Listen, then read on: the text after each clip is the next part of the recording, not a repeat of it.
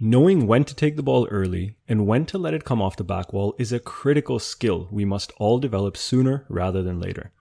Most players are far too mentally comfortable letting the ball reach the back wall and unfortunately end up in compromised positions by being forced to hit a boast or a different loose shot.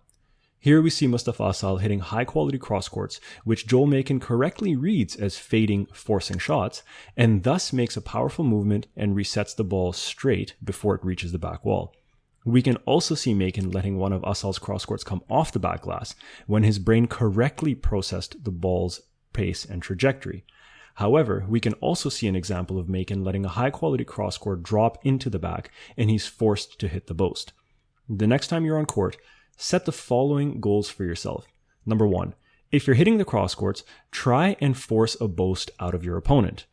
Number 2, if you're returning a cross-court, work on your judgment to determine whether you can let it come off the back wall and still hit it straight, or whether you must take it before the back wall. Set the mental intention of hitting everything straight and deep out of the back, and then find a way to make it happen. By correcting a simple decision like this, you will find yourself under significantly less pressure moving forward. A progression to this skill will include reading an opponent's cross-court early, or better yet, manufacturing the rally to force your opponent into a cross and then squeezing them as Macon did to Asal. And eventually, with greater skill, you will be able to execute a few options accurately when cutting the ball off early.